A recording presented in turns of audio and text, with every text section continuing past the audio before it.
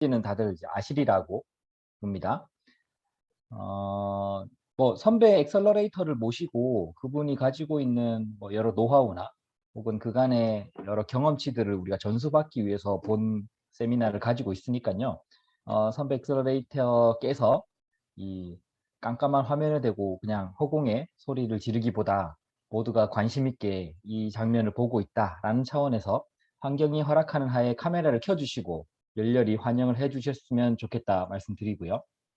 그리고 참여하시는 분들의 그 참가자 대화명에 이 기관명과 성함을 같이 적어 주셔야지 저희가 출석 체크를 하실 수 있습니다. 할 수 있습니다. 그러니까 꼭 그 대화명에는 이 기관명과 성함을 같이 명기해 주셨으면 합니다. 자, 그러면 들어오시는 족족히 네, 안내에 대해서 또 말씀드릴 텐데 우선 네, 그 화면을 켜주실 수 있으면 켜주시고 참여를 해주셨으면 좋겠습니다. 자, 한국 엑셀러레이터 협회에서 진행하는 ABC 세미나, 엑셀러레이터 벤치마킹 캠프라는 이름으로 ABC 세미나를 기획했습니다. 총 4번에 걸쳐서 앞서 매주 월요일 5시에 ABC 세미나를 했고요. 첫 번째는 와이나처 신진호 대표이자 우리 협회장님께서 와이나처에 걸어온 길에 대해서 발표를 하셨습니다. 두 번째 시간에는 우리 블루포인트 파트너스의 이용관 대표님께서 블루포인트의 앞으로 이제 성장하게 될 방향에 대해서 아주 의미 있는 말씀을 주셨습니다. 세 번째 시간은 이제 더 인벤션 랩 우리 김진영 대표 님이 참여하셔서 이 베트남에 대한 그리고 엑셀러레이터가 가져가야 될 자세에 대한 것들을 의미 있게 말씀해 주셨습니다. 지난주는 CNT테크의 전하성 대표님이 전 직원이 몰입하는 엑셀러레이터라는 주제로 굉장히 좀 중요한 말씀을 하셨습니다. 그리고 어쩔 수 없이 정부 사업에 참여해야 되는 우리의 입장에서 어떻게 정부 사업을 효과적이고 그리고 성공률 높게 선정할 수 있느냐에 대한 노하우도 조금 부셨습니다. 자, 오늘 5번째 모실 우리 선배 엑셀러레이터. 뭐 선배라고 말씀드리기에는 그렇게 썩 연령이 오래되질 않으셨습니다만 그래도 업계에서는 굉장히 오래되신 측에 속하고 그리고 굉장히 혁신적으로 또 활동하고 계셔서 저는 항상 선배를 모신다는 마음에서 우리 대표님을 항상 뵙고 있습니다. MP15 파트너스의 허재 대표님 모시고 MP15 파트너스가 가고자 하는 방향 자체가 모두가 다 조금은 의아해할 만한 하드웨어 엑셀러레이터를 지향하고 있기 때문에 도대체 그게 어떤 의미인지 그리고 실제 뜯어다 보면 하드웨어 엑셀러레이터의 하드웨어는 도대체 뭔지를 한번 이렇게 낱낱이 이야기 들어보는 시간을 가져보도록 하겠습니다. N15 파트너스의 공동대표를 맡고 계신 허재 대표님 모시겠습니다. 박수로 환영해 주십시오. 네, 안녕하십니까. 저는 MP15 파트너스의 대표를 맡고 있는 허재입니다. 국장님, 저희 회사 소개 자료를 잠깐 띄워서 설명을 한번 해드리고 그 네, 다음에 네. 네 하시는 게 편하실까요? 제가 네, 그러면 네, 그래 주시죠. 네 화면 공유 제가 하면 될까요? 네, 네. 해주시면 알겠습니다. 됩니다. 혹시 화면 보이시나요? 네. 네, 잘 보입니다. 네, 저는 뭐 사실 국장님께서도 말씀해 주셨지만 사실은 선배라는 칭호가 사실 상당히 많이 부담스럽고요. 아직 저희는 가야 할 길이 굉장히 멀고 그리고 감사하게도 저희 회사를 소개할 수 있는 기회를 주셔서 너무 감사합니다. 앞서 뭐 신진호 대표님 그리고 김진영 대표님 그리고 또 뭐 이용관 대표님 뭐 전화성 대표님 다 너무 대단하신 분들이셔서 사실은 한 분 한 분 저도 굉장히 존경하고 따르고 어찌 보면 뭐 사실 경쟁 상대라고 하기에는 너무나 또 잘하고 계신 분들이라서 어찌 보면 또 저희도 저희 칼날을 더 잘 세우고 뭐 잘 만들어서 또 나아가야 되지 않을까 이런 한편으로서는 또 마음 부담감을 갖고 있는데요.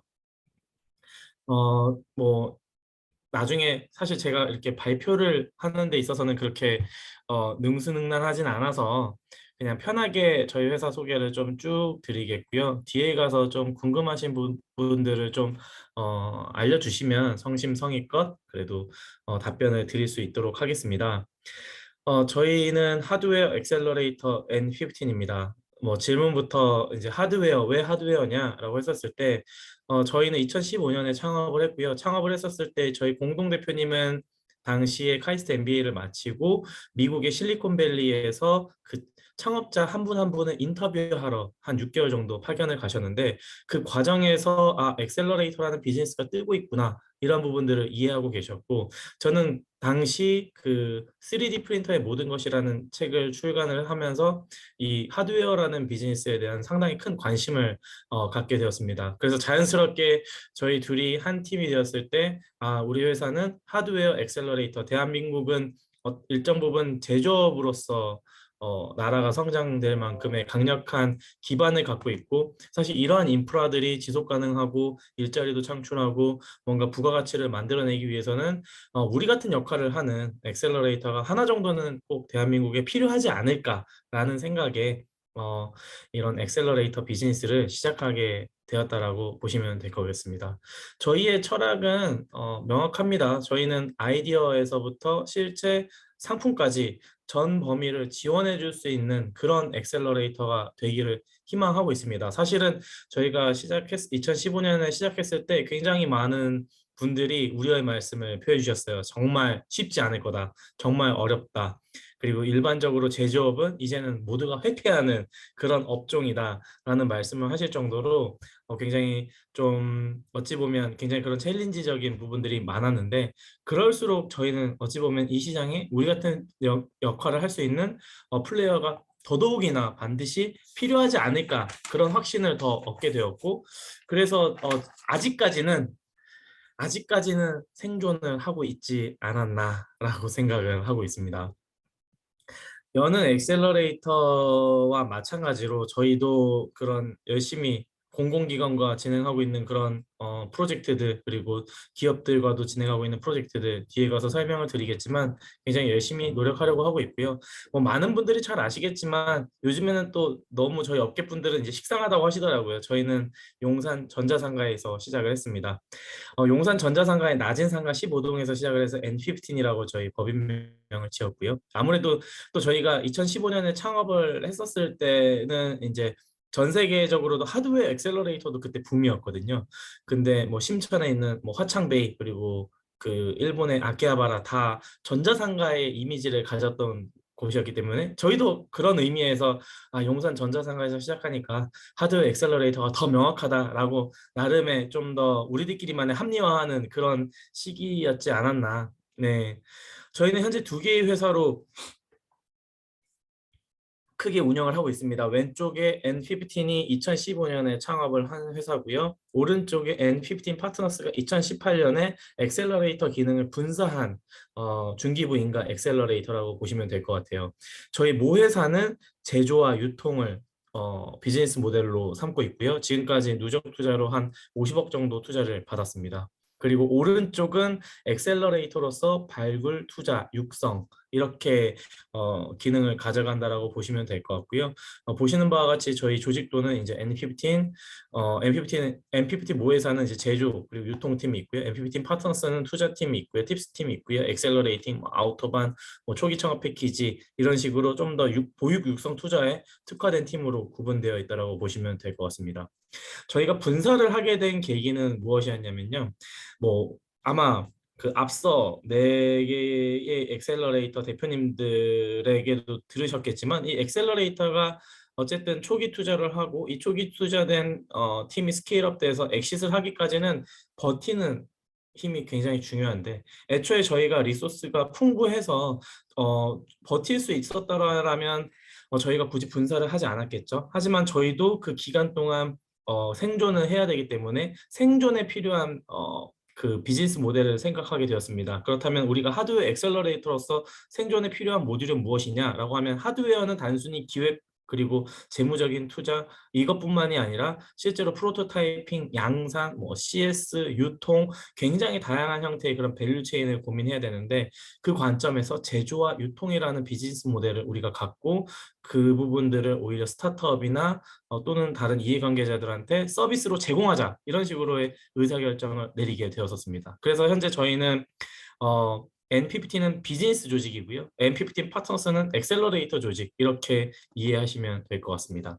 저희 사업 영역은 크게 세 가지입니다. 맨 위에 엑셀러레이팅은 저희 MP15 파트너스의 주요 비즈니스 모델, 그리고 매니팩처링, 커머스는 저희 MP15의 비즈니스 모델. 이 두 개의 기관이 어떤 식으로 상호 보완해서 앞으로 전진하는지는 뒤에 나가서 계속 설명을 드릴게요. 저희는 MP15 중소벤처기업부 등록 엑셀러레이터이자 팁스 운용사로서 이런 저희는 스타트업 육성 투자하는 대한민국 대표 엑셀러레이터가 되고자 노력하고 있습니다. 그래서 저희는 뭐 엑셀러레이팅, 오픈 이노베이션, 그리고 사내 벤처, 그리고 엔젤 펀드, 벤처 펀드, 그리고 신사업, 팁스, 해커톤, 하드웨어 유니버시티 같은 저희 자체적인 교육 프로그램 등이 저희 주요 비즈니스 모델이고요. 사실은 이제 맨 왼쪽에 아래 뉴 비즈니스라고 저희가 표현을 했는데 저희가 최근에는 다양한 기업들이 저희한테 문제 해결을 위해 찾고 있습니다. 문제 해결이라고 한다면 스타트업 딜소싱을 통한 오픈 이노베이션도 될 수 있겠는데요. 오히려 이런 저희만의 그런 그 어프로치를 그들의 신산업을 발굴하는데 차용하고 싶은 부분들도 상당히 많이 늘어나고 계신 것 같더라고요. 그래서 저희는 오히려 그런 몇몇 대기업의 신제품을 기획하고 프로토타입하는 그러한 컨설팅도 최근에는 시작을 하게 되었습니다. 그게 본의 아니게 엑셀러레이터로서 어떻게 하드웨어 스타트업을 초기에 발굴하고 보육하고 성장시키느냐, 이 어프로치를 이제는 대기업의 신사업팀에서 적용하고 싶어 하시더라고요. 그게 꼭 단순히 스타트업 투자, 오픈 이노베이션, 사내 벤처 이걸 떠나서 그런 형태가 최근엔 늘어나고 있다는 게 저희한테는 고무적이고, 이런 부분에 대해서도 조금씩 레퍼런스를 만들어 나가고 있는 게 저희 N15 파트너스입니다. 뭐 그 외에도 저희는 뭐 지금 현재 진행하고 있는 뭐 메르세데스 벤츠랑 하는 그런 스타트업 아우토반 코리아, 뭐 KB 국민카드랑 함께하고 있는 퓨처나인, 그리고 하나시스템, LG 디스플레이, DL ENC, 뭐 신용보증기금 등 다양한 기업 파트너들과 함께 이런 오픈 이노베이션 프로젝트를 진행하고 있습니다. 맨 왼쪽에 나와 있는 스타트업 아우토반 코리아는 유럽에서 가장 큰 오픈 이노베이션 플랫폼인 스타트업 아우토반의 저희가 한국 운영사고요. 이 스타트업 아우토반 코리아에는 메르세데스 벤츠, 뭐 하나시스템, SK텔레콤, 그리고 LG전자, 그리고 중견기업으로는 뭐 레이노 코리아, 그리고 스타트업은 최근에 이제 유니콘을 향해 달려가고 있는 파블로 항공, 이런 데도 저희한테는 스폰서로 참여를 해서 이 모빌리티에 특화된 국내의 많은 기업들을 소싱하고 POC하는 그런 것들을 목적으로 하고 있습니다. 저는 7월 7일에 독일 그 스투트가르트에서 열리는 글로벌 이 스타트업 아우토반 엑스포데이에 참석을 하려고 하고 있고, 거기에 국내의 두 개 기업을 저희가 선발시켜서 또 참여를 시킬 예정이에요. 그래서 앞으로는 저희가 단순히 그 대기업 대상의 그런 프로젝트, 그 기업 딜 소싱을 단순 국내 기업에 머무르지 않을 계획입니다. 뭐 그럼 우리 국내 창업 생태계를 활성화하는데 뭐 기여를 안 하겠다는 거 아니냐, 뭐 이런 게 아니라 어쨌든 계속 대기업들한테 경쟁력 있는 딜 소싱을 해올 수 있는 게 저는 엑셀러레이터의 역할이라고 생각을 하고요. 그 엑셀러레이터라면 그러면 그런 경쟁력 있는 기업을 또 한국으로 유치시켜오는 그런 역할도 저희한테는 되게 굉장히 중요한 미션이라고 생각합니다. 어찌 보면 그 또한 굉장히 양질의 일자리를 만들어내고 국내의 그런 창업 생태계를 훨씬 더 건전하고 경쟁력 있게 만들어주는 저는 하나의 모듈이라고 생각을 하기 때문에 앞으로는 해외에 있는 딜 소싱도 적극적으로 하려고 지금 팀도 짜고 있고, 실제로 몇몇 그런 대사관들에게서도 연락이 오고 있습니다. 그래서 지금 그들의 국가의 기업들이 한국으로 진출하려고 하는데 한국에 있는 이런 창업 생태계에 잘 소프트 랜딩할 수 있도록 좀 도움을 달라. 그래서 그런 부분들도 저희가 진행을 하고 있는데, 뭐 그런 의미에서 또 저희가 여러 가지 레퍼런스를 갖고 있다면 맨 오른쪽에 서울시와 함께 운영했던 글로벌 창업센터 경험이 있습니다. 전 세계 뭐 50여 개국의 그런 스타트업들을 저희가 3년 동안 인큐베이팅하고 엑셀러레이팅하면서 국내에 정착시켰던 팀. 그 중에 하나는 이제 셔틀이라고 해서 한국 뭐 외국인들을 대상으로 하는 쿠팡 이츠나 뭐 배민 라이더 같은 서비스인데요. 지금 작년에 매출 한 100억 했더라고요. 네, 그렇게 잘하는 이제 외국인 스타트업들도 국내에서 잘 랜딩을 하기 시작했습니다. 저희가 사실은 하드웨어 스타트업 엑셀러레이팅으로 시작을 했지만 굉장히 이제 저희가 쌓아놓은 다양한 그런 오픈 이노베이션이나 레퍼런스를 통해서 이제는 좀 저희가 커버할 수 있는 영역을 점차 넓혀가려고 많은 노력을 하고 있고요. 뭐 그중에서도 아무래도 이제 하드웨어를 한다 그러면 저희랑 같이 할 수 있는 여러 가지 포인트들이 많죠. 특히 그중에 이제 저희가 해커톤이라고 해서 제한된 시간 내에 우리의 아이디어를 검증할 수 있는 그런 이벤트를 해커톤이라고 합니다. 저희가 2015년에서 2017년, 18년까지는 대학들이 이런 해커톤 프로젝트를 많이 진행을 했는데요. 최근에는 기업들이 하나의 교육 프로그램으로 이 해커톤을 차용해서 저희는 LG 인하원에 공식적으로 교육 프로그램을 해커톤을 넣어놓고 있고, 그러다 보니 이제 다양한 임직원들이 단순히 아이디어를 실제로 3D 프린팅이나 아니면 CNC나 아니면 레이저 커터를 통해서 실제 아이디어를 구현해보고, 그런 일련의 과정들이 어찌 보면 창업을 하든 아니면 또는 신사업을 발굴하든 어떤 형태로 새로운 비즈니스를 기획할 때 굉장히 큰 도움이 된다고 하더라고요. 저희는 사실은 하드웨어 스타트업 하드웨어 엑셀러레이팅 할 때 이 해커톤이라는 프로젝트를 팀빌딩 차원에서 또는 아이디어를 말랑말랑하게 만들고 다시 새로운 문제들을 피보팅할 때 뭐 하나에 쓰는 그런 방법론처럼 썼는데, 이게 이제는 또 기업들한테는 굉장히 의미 있는 하나의 그런 프로그램으로 활용되기 시작했습니다. 그리고 아무래도 저희가 하드웨어 엑셀러레이터다 보니까 하드웨어 관련된 여러 가지 그런 인프라나 아니면 나름의 뭐 축적된 노하우나 그런 부분들이 상당히 많은데, 이런 것들을 이제 자체적인 교육 프로그램으로 풀어서 저희가 서울시랑 진행하는 프로젝트일 때는 무료로 다 풀고 있고요. 실제로 저희가 이러한 교육 프로그램 그리고 공간을 다루던 프로그램 뭐 이런 경험들이 지금은 많이 쌓여 있다 보니까 제가 8월 중순 이후에는 페루에 들어갑니다. 페루 리마에서 2주 동안 프로젝트를 진행하고 올 예정인데, 그 코이카 산하의 그런 OD 프로젝트의 일환으로 지금 저희가 페루 리마의 창업보육센터를 짓고 있습니다. 인하대학교랑 저희랑 그리고 경기창조경제혁신센터 3사가 그 컨소시엄으로 해서 지금 올해 마지막 해 이제 잘 세팅하고 나오는 단계라고 보시면 될 것 같고, 이렇듯 지금 한국의 사실은 창업 생태계 여기서 축적된 그런 여러 가지 엑셀러레이팅이나 오픈 이노베이션 노하우가 하나의 이제는 ODA의 하나의 아젠다가 되어버렸어요. 캄보디아, 뭐 라오스, 뭐 아니면 키르기스탄 이런데 창업 생태계 창업 혁신 센터를 지어달라는 그런 과제들이 나오기 시작했습니다. 저는 굉장히 사실은 이 고무적이라고 생각해요. 저희는 매일 뭐 Y 컴비네이터는 어떻게 했니, 텍스타는 어떻게 했니, 뭐 또 미국에 새로 생긴 엑셀러레이터는 어떠니, 영국은 어떠니, 이런데 벤치마킹 하러 다니기 바빴잖아요. 근데 그렇게 벤치마킹하고 또 우리 자체적인 이 대한민국만의 창업 생태계가 이제는 또 하나의 모델이 돼서 아시아권 또는 개발도상국에 어, 어, 퍼뜨릴 수 있는 그런 시드가 되었다라는 게 어찌 보면 저희한테는 굉장히 고무적이라고 보고 있습니다. 저희는 뭐 다양한 그런 대기업 고객사와 함께 또는 공공기관 파트너와 함께 엑셀러레이팅 오픈 이노베이션 사업들을 꾸준히 진행하고 있고요. 지금 이 순간도 프로젝트들을 진행하고 있습니다. 최근에 저희는 이제 단순히 그런 딥테크나 아니면 어떤 그런 특정 하드웨어뿐만 아니라 최근에는 저희가 중기부 산하의 그런 소상공인 또는 전통문화 관련된 그런 약간 아트 쪽 분야도 계속 관심을 갖고 해당 분야를 발굴하기 위해서 노력을 하고 있고요. 네. 그리고 저희도 지금까지는 약 한 30개 정도 투자했고, 최근에 소프트베리가 전기차 충전 플랫폼 스타트업인데 한 14배 정도로 회수를 했습니다. 투자한 지 3년 미만인데 그래도 조금씩 조금씩 계속 엑시트를 하는 사례를 최대한 빠르게 만들어 가기 위해서 노력을 하고 있고요. 아직 미흡하나 그래도 이 투자 씬에서 조금이나마 스타트업들한테 지속적으로 시드를 넣고 투자할 수 있는 그런 노력을 하려고 열심히 그 노력을 하고 있습니다. 저희는 그 다음은 이제 그 제조 비즈니스입니다.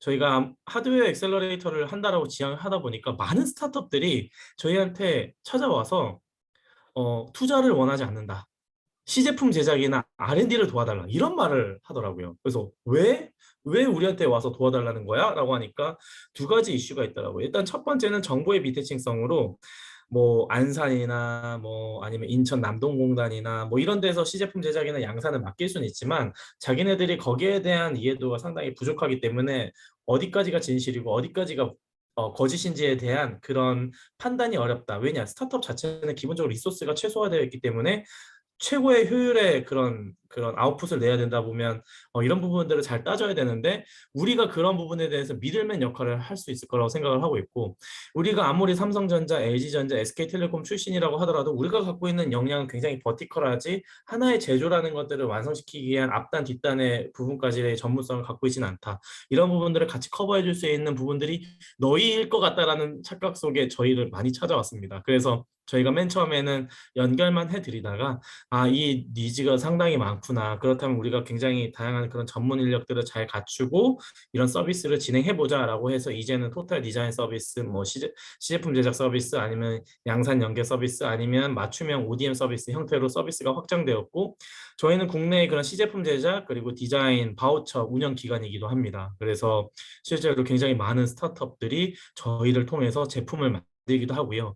원래 이게 제품을 원래는 스타트업을 위해 시작했던 프로젝트인데 이제는 대기업에서 찾아오고 있습니다. 대기업 그리고 국내에 많은 이커머스 파트너들이 있지 않습니까? 우리가 이름만 대면 알만한 이커머스 파트너들도 이제 PB 제품을 만들기 시작합니다. 그러한 PB 제품들도 경쟁력 있는 PB 제품을 만들기 위해서 저희를 찾아오고 있습니다. 그래서 저희는 이런 다양한 고객사들과 함께 시제품 제작도 하고 R&D도 하고 있고 PB 제품도 같이 만들어서 수익 쉐어 모델로도 팔고 있고요. 이런 노하우들이 또 쌓이다 보니까 이러한 노하우들을 우리가 엑셀러레이팅 하고 있는 하드웨어 스타트업들한테 또 이전시키기도 하고요. 그런 인프라를 쉐어하기도 하고요. 그런 스타트업은 오히려 이커머스나 아니면 대기업 파트너들한테 연결하기도 하고요. 굉장히 상호 보완적이면서도 굉장히 뛰어난 그런 결과물들을 가져오고 있죠.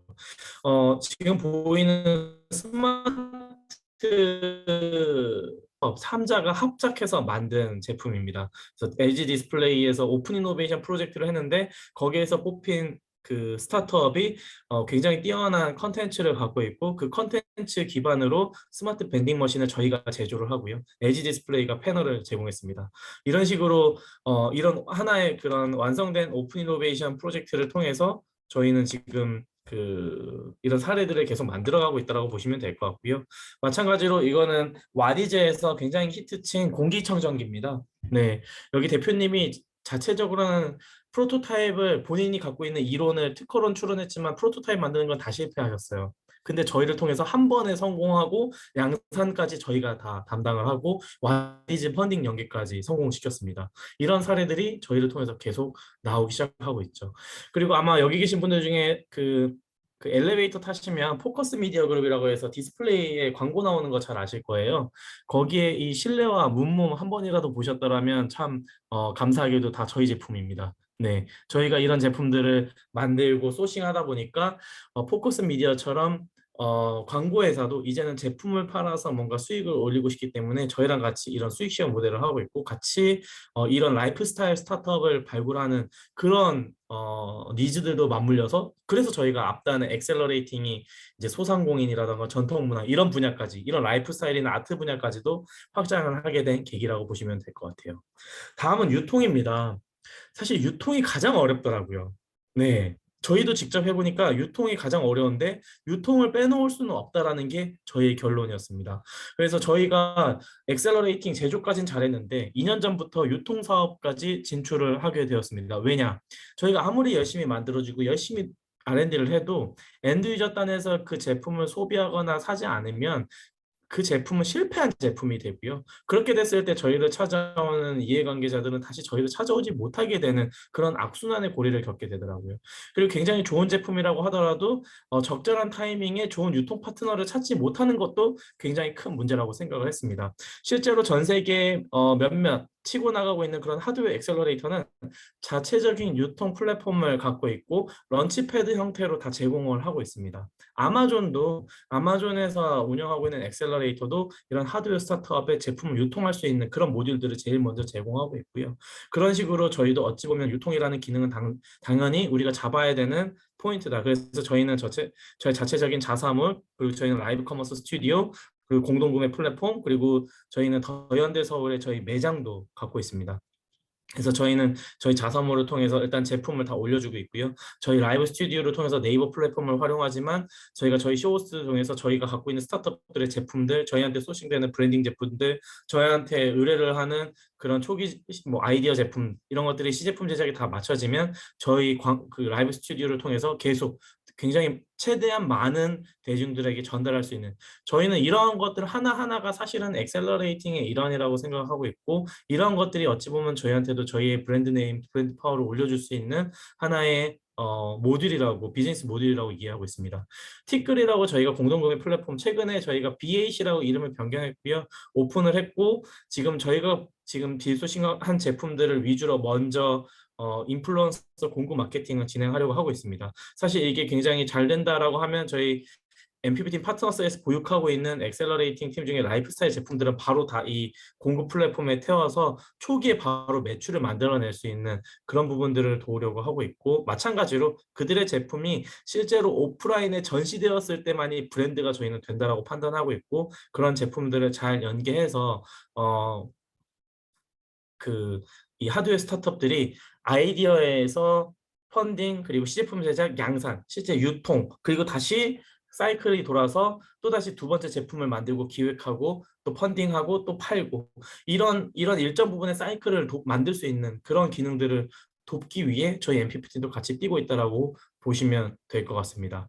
사실 저랑 저희 공동대표의 가장 큰 주요한 저희 MPPT의 철학은 바로 돈을 벌 수 있어야 된다, 바로 매출을 만들어낼 수 있어야 된다, 투자도 중요하고, 그리고 최근에 너무나 정부에서는 잘 짜여진 창업 그런 그 지원 사업들이 있기 때문에 그런 지원 사업을 받는 것도 중요하지만, 궁극적으로 이 시장에서 지속 가능하기 위해서는 우리가 만든 비즈니스 모델이 시장에서 인정받고 돈을 벌어서 그런 매출의 선순환이 계속 돌아야지만이 저희가 10년, 20년, 30년이 될 수 있는 그런 단단한 기업으로 올라가지 않겠습니까? 그래서 저희는 엑셀러레이팅 할 때도 기업들한테 그러한 스피릿을 전달해 주기 위해서 굉장히 많은 노력을 하고 있어요. 저희한테 와서 어떻게 하면 다음 투자 받을 수 있을까요? 어떻게 하면 또 다른 또 지원 사업을 받을 수 있을까요? 물론 이런 부분에 대해서도 굉장히 성심성의껏 뭔가 가이드를 해드리고 저희가 갖고 있는 리소스들을 쉐어하려고 노력도 하지만, 한편으로는 그들이 갖고 있는 비즈니스 모델을 최대한 빠르게 시장에 오픈해서 돈을 벌 수 있게끔 할 수 있도록 우리 유통 플랫폼에 같이 태워 보실래요? 아니면 우리랑 같이 제조해서 팔아 보실래요? 이런 식으로 저희가 계속 제안을 하고 있습니다. 그게 어찌 보면 저희도 MPPT에서 비즈니스를 하다 보니까 그런 부분들에 대한 마인드셋이 저희가 엑셀러레이팅 할 때 팀들한테 굉장히 전달되는 것 같고, 그걸 저희는 하나의 마일스톤 엑셀러레이팅이라는 브랜드로 저희 자체적인 배치를 돌리고 있습니다. 그래서 저희는 뭐 1억을 투자한다라고 하면 5천 나눠서 어떤 마일스톤을 달성하면 또 5천만 원, 또 어떤 마일스톤을 같이 정해서 달성하면 5천만 원, 이런 식으로 그런 투자를 진행을 하고 있고요. 최근에 N50는 이제 브랜드 어그리게이터로 상품에 집중하는 그런 조직으로 커 나가려고 하고 있고, 저희 N50 파트너스는 팀에 집중하는 엑셀러레이터로서, 그래서 같은 결 다른 방향으로 계속 성장해서 상호 보완적으로 시너지를 내는 그런 조직으로, 그런 대한민국의 유일무이한 하드웨어 엑셀러레이터가 되고자 열심히 노력을 하고 있습니다. 하지만 아직 가야 할 길이 굉장히 부족하고요. 절대 이 시장에서는 혼자 독식할 수도 없고 승리할 수도 없고 올라설 수도 없다라는 걸 저는 요즘에 비즈니스를 하면서 많이 깨닫고 있습니다. 오늘 굉장히 많은 분께서 그래도 시간을 내주셔서 이렇게 들어와 주셨는데요. 단순히 제가 원웨이로 뭔가 전달만 하고 끝나는 게 아니라 저희 국장님께서도 너무 많은 노력을 해주고 계셔서 저희가 같이 뭉쳐서 같이 잘 비즈니스를 만들어 볼 수 있었으면 좋겠고, 어, 뭐 일단 저희는 또라이처럼 일하는 걸 되게 좋아합니다. 그러니까 일반적인 것보다는 약간 생각을 틀어서 다른 시도들, 얘네는 좀 이상하네? 약간 이런 느낌이 들 정도의 새로운 시도들을 하는 걸 굉장히 즐겨 하거든요.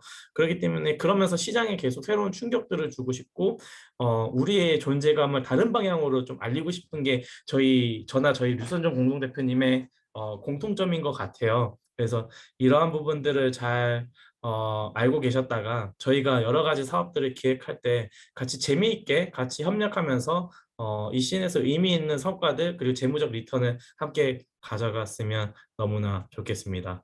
네. 그래서 저희 회사 소개는 여기까지고요. 저희는 서울 스퀘어 5층에 위치해 있고 와이파이 빵빵 터지고요. 그리고 사무실 넓게 쓰고 있기 때문에 가다 오다 그냥 서울역 가실 일 있으면 그냥 편하게 연락해 주셔서 저희 사무실에서 그냥 업무 보시고 그렇게 쉬었다 가셔도 저희는 상관없습니다. 네. 앞으로는 오늘은 온라인에서 뵙지만 앞으로는 오프라인에서 뵐 수 있기를 바라겠습니다. 네, 감사합니다. 네, 고맙습니다, 대표님. 짧은 시간이지만 아주 그 MP15과 MP15 파트너스에 대해서 너무 상세히 말씀해 주셔가지고, 네, 많은 걸 느끼게 됐습니다. 고맙습니다. 별 말씀. 네, 이제 뭐 제가 이런저런 질문을 하면서 궁금한 것들을 좀 더 파볼 텐데, 우선 그 추가적으로 궁금하신 사항들 있으시면 여기 대화창에 질문을 좀 남겨주십시오. 그러면 제가 그 질문 이랑 포함해서 같이 이제 자연스럽게 이야기를 이끌어 나가도록 하겠습니다. 그 MP15의 그 철학이나 방향성에 대해서 뭐 10분 공감하고, 당연히 엑셀러레이터가 갖춰야 될 여러 기능 중에 이 비즈니스를 되게끔 만들어주는 이 비즈니스 엑셀러레이터로서의 그 아주 철학이나 가치도 분명하다고 느껴지는데, 그걸 만들어가는 것 자체가 굉장히 힘든 일이고 어려운 방향이잖아요. 그 어떤 뭐 조직의 노력이나 혹은 뭐 굉장히 잘 나가는 한 사람의 뭐 리더십뿐만 아니라 무언가 좀 여러 계기들이 있었으리라고 보는데, MP15이라고 하는 하드웨어 그 제조, 시제품 제작을 이제 주로 해주던 그런 매뉴팩처 메이커 스페이스에서 어쩌다가 이 그 엑셀러레이터까지 올 수 있는 이런 관점들을 갖췄는지, 어떤 계기나 혹은 그 뭔가 사례들이 있었습니까? 사실은 선후 관계가 조금 정정드리자면 엑셀러레이터로 하드웨어 엑셀러레이터로 시작을 했고요. 그런 과정에서 하드웨어 스타트업이 뭔가 개발을 하는 데 있어서 편하게 개발할 수 있는 인프라가 절실하게 필요한데 그게 메이커 스페이스다라고 해서 이제 저희가 서울시에 제안해서 국내 최초로 민간 합작 그 메이커 스페이스를 용산 전자상가에 만들 수가 있었습니다.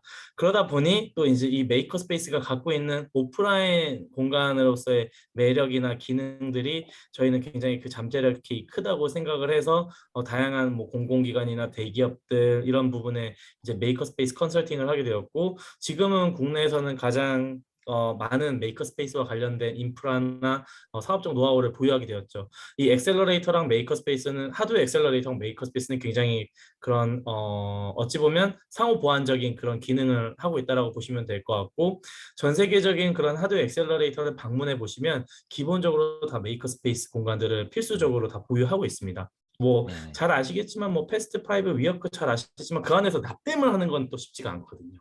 네. 그래서 뭐 아무래도 자연스럽게 그렇게 인프라가 갖춰지게 되지 않았나 그렇게 좀 생각하고 있습니다.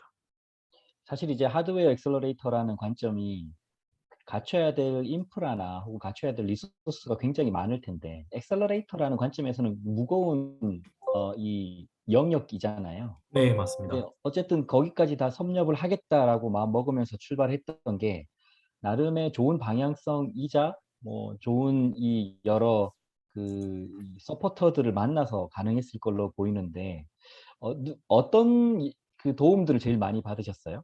음, 일단은 사실은 저희 용산 전자상가에 그 지금은 작고 하셨지만 그 부회장님께서 실질적인 오너셨는데 제가 창업을 하고 개인적인 그런 관계로 한 1년 정도 알고 지내시다가 이제 제가 창업을 한다고 했을 때 그냥 선뜻 그 공간을 내어주셨습니다.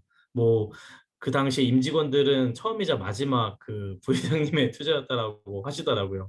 네, 당시에 왜 그런 의사결정을 하셨는지 모르겠지만 지금 짐작해 보면 이제 당시 용산전자상가가 굉장히 이제 하락의 길을 걷고 있었고 온라인 모바일의 시대가 급부상하다 보니까 이제 사람들이 그런 그 용산전자상가 갖고 있는 그런 여러 가지 안 좋은 이미지들이 많잖아요. 그래서 이러한 부분에 있어서 좀 그런 부분들을 새롭게 젊은 세대한테 뭔가 좀 바꿔보고 싶다 이런 마인드가 굉장히 크셨던 것 같아요.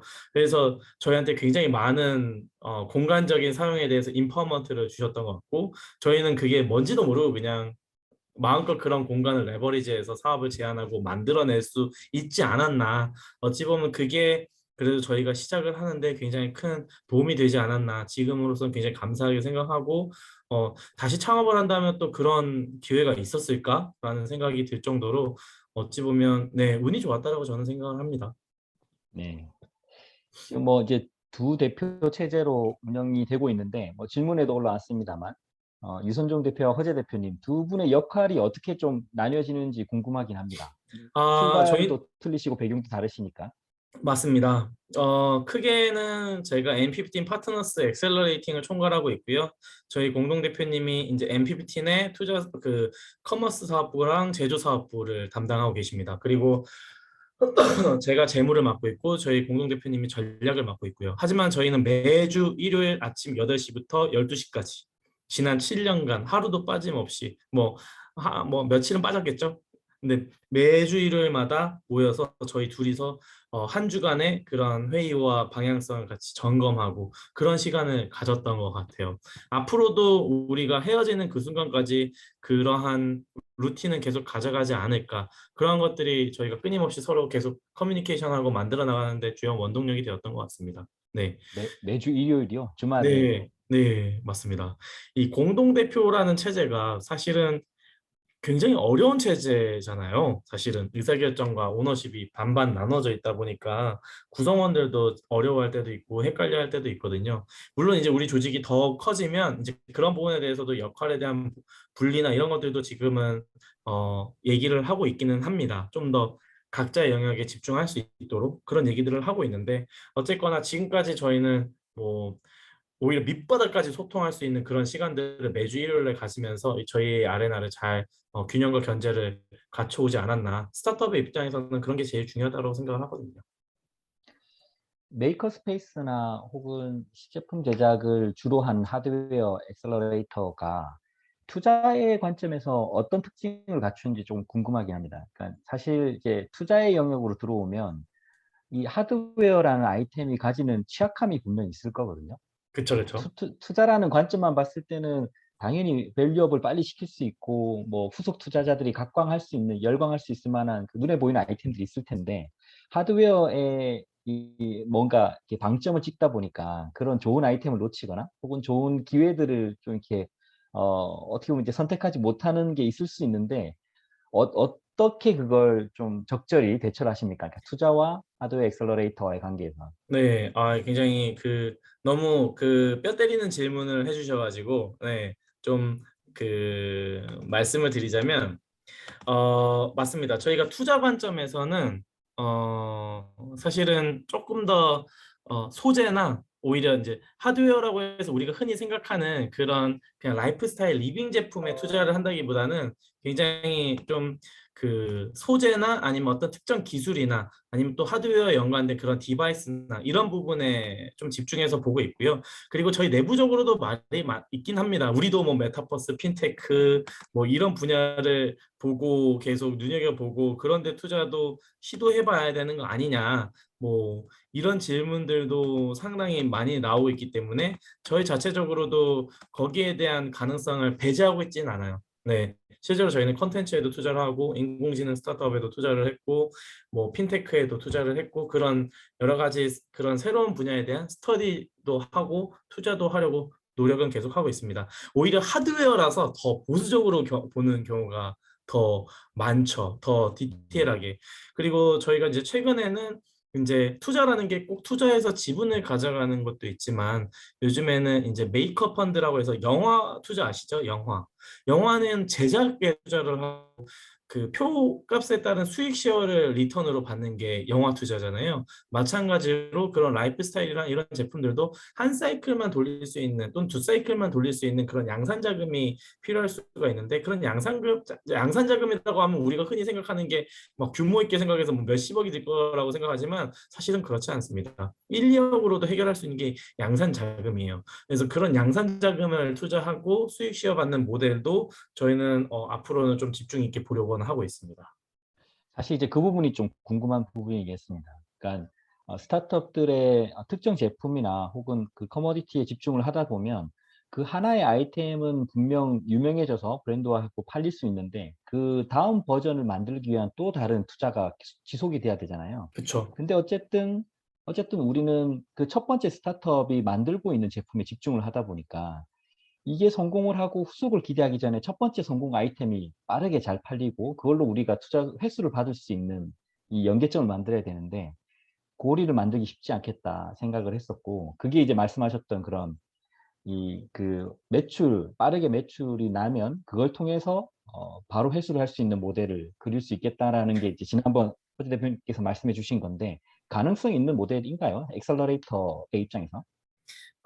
아니, 실제로 그런 영화 펀드처럼 그 프로덕트 투자를 하는 펀드들이 요즘 조금씩 등장하기 시작했고요. 네, 와디즈도 그렇게 진행을 하고 있고, 그리고 그렇다고 해서 그 펀드를 갖고 있다고 해서 모든 제품에 기회를 주고 투자를 하지는 않습니다. 오히려 그런 투자일수록 훨씬 더 재무 프로젝션이나 그리고 사업비 관리나 이런 부분들이 더 명확하고 더 뚜렷하고 더 치밀해야지만이 사실은 리턴까지 우리가 보수적으로 판단했을 때 가져올 수 있는 부분들이 있고, 그렇죠. 또 한편으로는 저는 의미와 취지만을 보고 투자를 하는 건 투자가 아니라고 생각을 하거든요. 얼마나 준비되어 있느냐를 보고 투자를 해야 된다고 생각을 하는데, 그만큼 창업자의 개인의 그런 준비된 역량들도 좀 판단을 하죠. 제품을 만들었다고 했을 때 그 제품을 우리의 능력이 우리의 도움 없이도 바로바로 풀어낼 수 있는 그런 자신만의 노하우나 네트워크가 있는지, 아니면 뭔가 개런티된 부분들이 있는지, 이런 부분들도 굉장히 치열하게 고민을 하고, 그런 부분들이 검증이 되었을 때 투자가 이루어져야지만이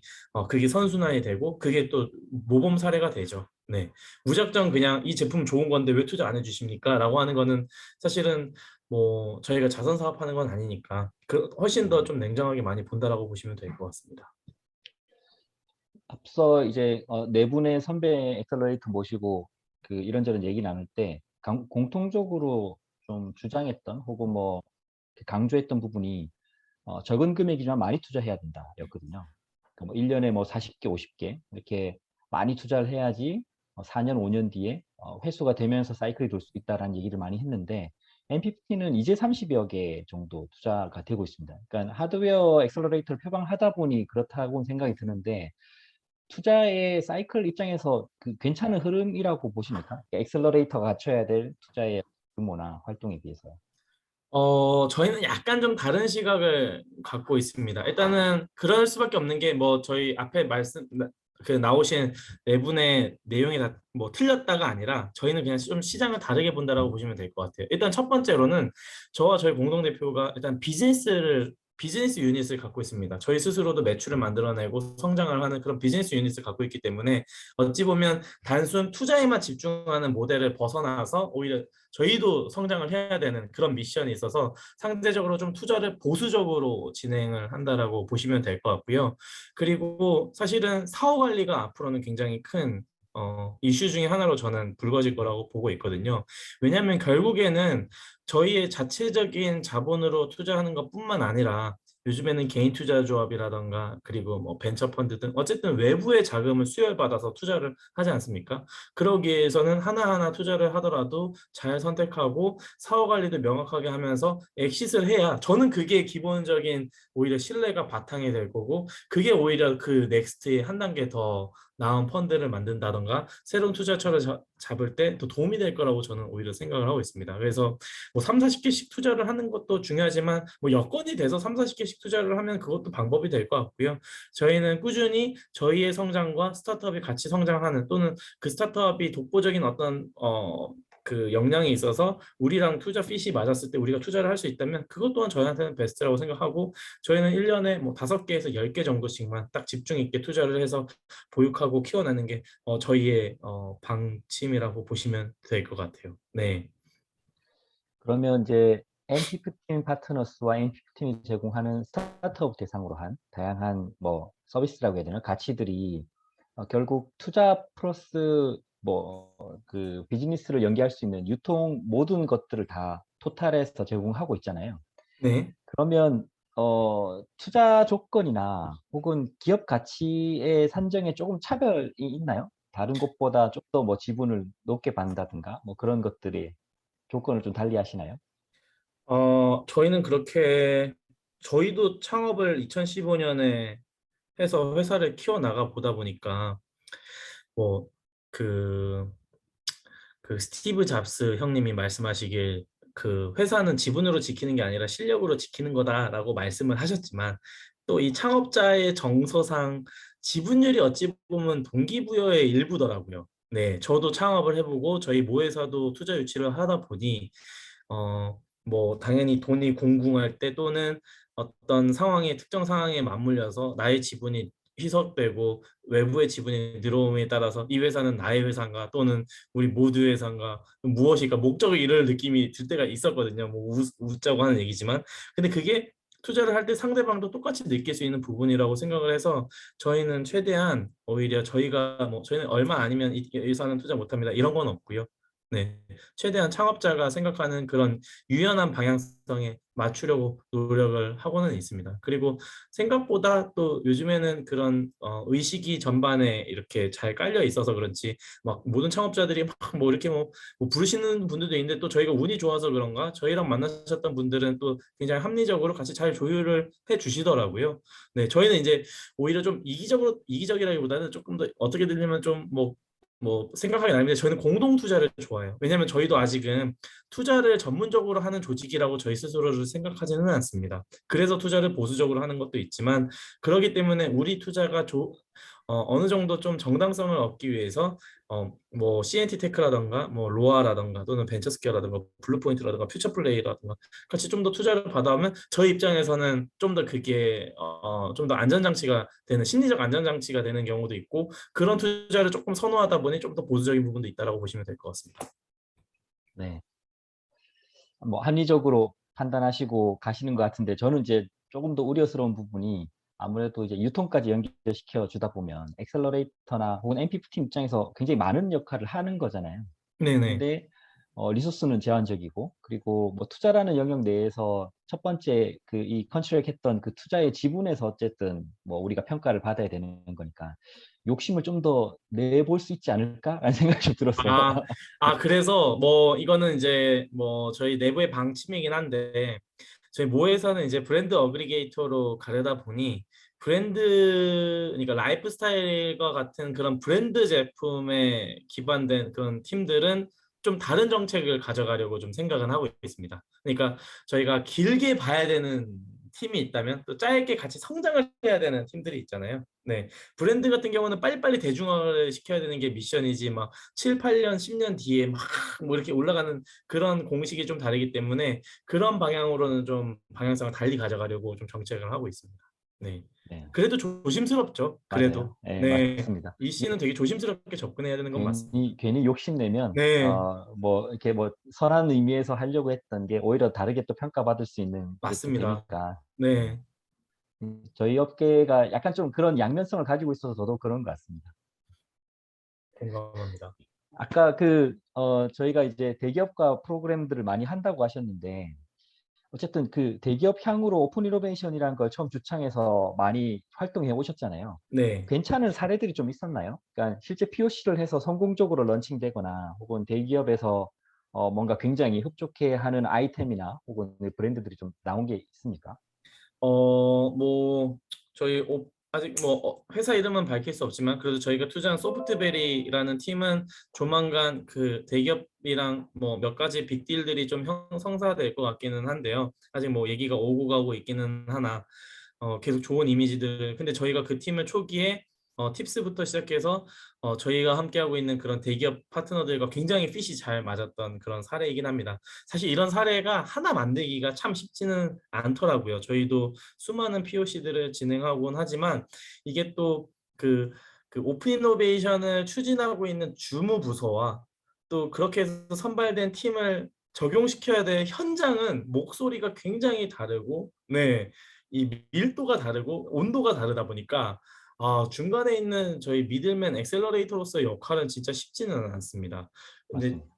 점차 어쨌든 이러한 부분에 대한 공감대 형성이 커져 나가고 있고 대기업에서 또 뭐 30대 그룹 그리고 또 100대 그룹 뭐 중견기업까지 이제 이 시각이 점차 내려오기 시작했어요. 이제 '우리끼리로는 안 된다.'라는 게 저는 계속 이 시장에 계속 메시지를 전달하는 게 이제 효과를 보고 있다라고 생각을 하고 있고 저희 저희의 목표는 저희의 목표는 글로벌입니다.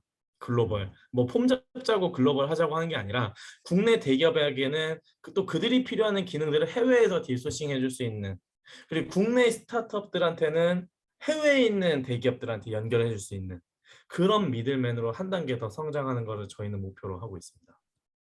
나름 그러면 글로벌에 대한 좀 프로젝트들을 준비하고 계신 게 있으세요? 일단은 저희 스타트업 아우토반 제가 독일로 가는 이유는 이제 유럽 쪽의 그런 대기업이나 스타트업 딜소싱 파이프라인을 다시 한번 구축하려고 저희가 코로나 오기 전에는 제가 그래도 1년에 한 3개월은 거의 해외 출장으로 해외에 있을 정도로 굉장히 많은 관계를 쌓아왔는데 지금 코로나 때문에 잠시 동안 못 나갔던 거를 이제 하반기부터는 쭉 준비를 하려고 하고 있고요. 일단 그런 유럽 쪽 파이프라인을 가져오는 걸 첫 번째 목표, 그리고 두 번째는 제가 8월 초에는 저희가 싱가포르에 있는 엑셀러레이터와 같이 그 교환 프로그램을 지금 운영을 하고 있습니다. 그래서 싱가포르 쪽도 다시 한번 더 체크하러 가려고 하고 있고, 또 몇몇 지금 중동 아시아 쪽에서도 그런 교류에 대한 제안이 와서 지금 준비하고 있고, 또 실리콘밸리는 굉장히 저희가 봤을 때는 경쟁률이 치열하고, 또 저희가 봤을 때는 저희는 너무 후순위 주자라고 생각해서 저는 동부를 굉장히 좀 유심히 보고 있습니다. 그래서 뭐 워싱턴 DC 쪽이라던가 이런 뉴욕 쪽. 쪽. 네, 그래서 그런 쪽에 어쨌든 파이프라인을 계속 연결하고 교류하고 뭐 이런 부분들이 일정 부분 투자도 필요하고 시간과 노력을 해야겠지만 누군가는 당연히 해야 될 부분이고, 저희가 아니더라면 누군가 해서 또 그 위치를 차지하게 될 거고요. 그거 보느니 저희가 열심히 한 살이라도 더 어렸을 때 열심히 뛰는 게 지금 저는 더 맞다라고 생각을 하고 있습니다. 네. 저희 이제 그 여기 다들 엑셀러레이터들이시니까 비즈니스 영역 말고 좀 더 이제 조금 더 날카롭지만 솔직하게 얘기해 줬으면 좋을 만한 분야들도 제가 질문을 던져야 되는데, 전 참 M15이 굉장히 좀 매력적인 조직, 그리고 이제 두 대표님께서 워낙 또 젊으시니까 이 도대체 그 이런 전문성 갖춘 조직을 어떻게 운영하고 있을까라는 궁금함이 항상 있었습니다. 어떠십니까? 그 지금 현재 직원은 몇 명이고 어떤 식으로 좀 운영 방침을 정해서 조직 운영을 하고 계세요? 저희는 현재 60여 명의 구성원으로 이제 두 개 회사 합쳐서 60여 명의 구성원으로 가고 있고요. 어, 또 중요한 질문 해주셨는데, 사실 사람이 하는 일이지 않습니까? 저희가 하는 일들은. 그래서 사실 사람 관리가 굉장히 중요하고 곧 사람이 에셋인 경우의 회사인데 참 쉽지 않습니다. 저희도 열심히 한다고 하지만 HR이 가장 키인 것 같고, HR을 잘 관리하는 것만이 우리 회사를 성장시키는 넥스트의 가장 중요한 미션인 것 같아요. 뭐 제가 글로벌 투자 여러 가지 얘기했지만 가장 이 내부의 HR을 어떻게 더 효과적으로 할까. 그래서 저희는 지금 이제 3개월 단위의 그런 인사평가랑 그리고 파격적인 인센티브 제도를 지금 진행을 하고 있고요. 뭐 그것조차도 사실은 아직 많이 부족합니다. 아직은 더 뛰어난 계속 인재 유입들, 그리고 일단 그런 식으로 제도적인 것들은 좀 준비하고 있고, 최대한 많은 MZ 세대들이 저희 회사에 들어오게끔 하려고 좀 음. 노력도 하고 있고요. 젊은 피로 계속 새로운 생각들, 새로운 도전을 할 수 있는 그런 조직이어야지만이 이 조직이 젊고 지속 가능하다라고 저희는 좀 생각을 하고 있거든요. 그래서 네, 좀 그러려고 노력하고 있습니다. MZ 세대 뭐 누구나 다 바라는 바인데 회사의 조직 구성원에서 MZ를 볼 땐 또 시각이 다를 수는 있잖아요. 그쵸, 그쵸. 어렵죠. 관리가 어렵죠. 네. 근데 이 네. 변화하는 흐름에 저희도 같이 바뀌어야 되지 않나. 네. 너무 고집만, 우리의 그 과거 방식을 고집하는 것만이 맞는 게 아니잖아요. 지금 많이 바뀌고 그렇죠. 있더라고요. 네. 네, 맞습니다. 네. 어떻게 지금 이제 대표로서 그 한 4년 차, 5년 차 정도 되시나요, 이제? 8년 차입니다. 8년 차. 네. M15 처음 시작했을 때 비하면 8년 차네요. 네. 후회는 없으신가요? 그래도 굉장히 어린 나이에 대표로 뛰어드셔서 지금까지 이제 8 년을 조직을 이끌고 계신데 네. 열정은 그대로이셔 보입니다. 많이 힘듭니다. 많이 힘들지만 그래도 지치지 않은 이유는 제가 뭐 원래 에너지가 있어서가 아니라 이 일에 대한 어떤 특별한 애정, 그리고 뭐 사명감, 그리고 즐거움, 이런 것들이 공존해 있기 때문에 지치지 않고 할 수 있지 않았나. 그리고 또 주변에 너무나 많은 분들께서, 좋은 분들께서 늘 관심도 가져주시고 도움을 주셔서 저희가 또 운 좋게 버틸 수 있지 않았나. 앞으로는 버티는 것 이상의 저는 오늘 뭐 이 자리에 계시지는 않지만 또 뭐 퓨처 플레이라던가 또는 블루포인트 파트너스가 상장을 준비하고 있잖아요. 저는 정말 성공적으로 상장이 되었으면 좋겠다라는 희망을 갖고 있어요. 그 생각을 하고 있어요. CNT 아마 전화성 대표님도 상장을 목표로 하고 계실 맞아요. 텐데 네. 저는 정말 상장을 정말 멋진 숫자로 했으면 좋겠습니다. 왜냐하면 그게 저희 엑셀러레이터의 새로운 모델이 될 수 있다고 생각하고 우리가 꿈꿀 수 있는 하나의 비전이 될 수 있다고 생각을 하거든요. 그래서 저는 뭐 그냥 시기 질투하고 끝날 게 아니라 정말 정말 그분들이 만들어내는 궤적이 우리가 나아갈 넥스트의 새로운 궤적들을 또 보여줄 수 있을 거라고 생각해서 저는 정말 중요한 포인트가 아닌가. 네, 그래야 네, 저희가 더 한 단계 저희가 지금 이 자리에 있는 일들이 모든 일들이 의미가 있지 않나 저는 그런 생각을 합니다. 네. 아무래도 이제 우리 업계가 아직 그 연차가 짧고 그리고 생태계에서 명확한 정의 혹은 명확한 전문성을 가지고 있는 주체라고 보이기에는 더 각각의 노력해야 될 부분이 많아서 그런 것 같긴 한데 뭐 이제 마지막 질문 이렇게 한 말씀만 듣고 마무리하도록 하겠습니다. 저희 뭐 올해 굉장히 좀 춥고 어려운 계절이 올 것 같다라는 얘기도 많이 하고 있고 그리고 특히 투자 업계에서는 엑셀러레이터라고 하는 존재를 보는 시선이 여전히 좀 따갑긴 한데 어떻게 좀 극복할 수 있을지 그리고 우리 산업을 대표님께서는 어떻게 기대하고 있는지 그거 좀 뭐 마지막 마무리로 얘기 듣고 끝내겠습니다. 네. 그러게요. 뭐 그 국장님이 말씀하신 것처럼 뭐 시선이 따가운 시선도 있고요. 그리고 아니면 기회라는 시선들도 저는 공존해 있다라고 봅니다.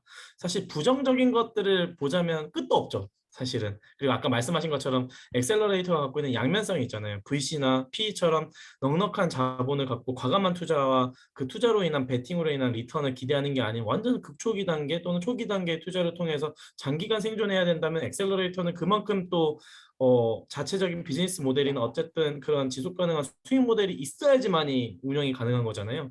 그런다라고 했을 때는 당연히 이 시장 내에서 굉장히 피 터지게 이런 경쟁적으로 용역도 하고 프로젝트도 하고 나가다 보니 그게 어찌 보면 기존 관성에 젖은 그런 전통 금융시장에서 봤을 때는 약간 부정적으로 볼 수 있다고 생각을 합니다.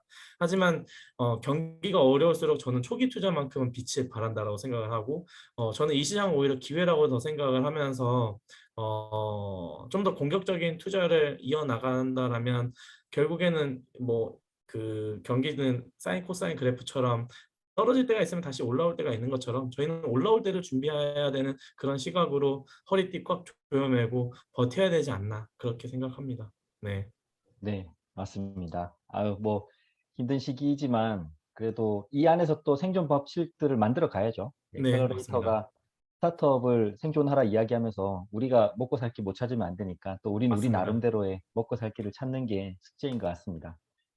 보니까 이제 페루에 또 ODA 사업 참여하시네요. 네네. 네. 저도 이제 뭐 이번에 저희가 캄보디아 때문에 MPT 팀 방문하긴 한데 저희도 살짝 발은 걸쳐 놨습니다. 또 되게 아, 말씀하신 그 이런 내용들이 굉장히 고무적으로 다가오는 게 네, 이 제3 국가들 그러니까 이제 막 그 개발하면서 무언가 시작하려고 하는 데들이 뭐 중공업이나 혹은 뭐 이렇게 굉장히 좀 무거운 가벼운 경공업이 아니라 스타트업에서 출발을 한다는 걸 우리가 도와주고 있으니까 굉장히 좀 의미가 있더라고요. 네. 그래서 저희도 뭐 즐거운 마음으로 이렇게 국내 연수단 오는 거 즐겁게 맞이하고 또 지원해 주고 있는데 많이 좀 앞으로 잘 좀 부탁드리겠습니다. 알겠습니다. 저희는 너무 감사합니다. 네. 네, 네, 고맙습니다. 뭐 제가 오늘 5번째 저희 주자로 300 엑셀러레이터 M15 파트너스 우리 허재 대표님 모셨는데 아주 깊은 얘기 많이 나눈 것 같습니다. 비록 카메라는 꺼져 있지만 네, 꺼진 카메라 뒤에서 열심히 박수로 감사 인사 표현해 주시기 바랍니다. 고맙습니다, 대표님. 감사합니다. 네, 고맙습니다. 오늘 그 저희 5번째 ABC 세미나 이제 마치겠고요. 저희가 만족도 조사 오늘 참여하신 분들한테 쭉 뿌리고 있습니다. 오늘 강연 내용, 오늘 이제 이야기 나눈 거 어떤 좀 느낌이셨는지 만족도 조사 응해 주시고요. 그리고 궁금한 사항이나 혹은 이후에 또 모셨으면 싶은 분에 대해서 의견 남겨주시면 저희가 시즌 2에서 그런 분들 중심으로 다시 한번 좀 꾸미도록 하겠습니다. 자, 다음번 엑셀러레이터 네, 뉴 패러다임 인베스트먼트를 저희가 모실 텐데 다음 주 월요일 날 뉴 패러다임과 함께 6번째 ABC 세미나 진행하도록 하겠습니다. 다들 수고 많으셨고요. 퇴근들 잘 하시기 바랍니다. 고맙습니다.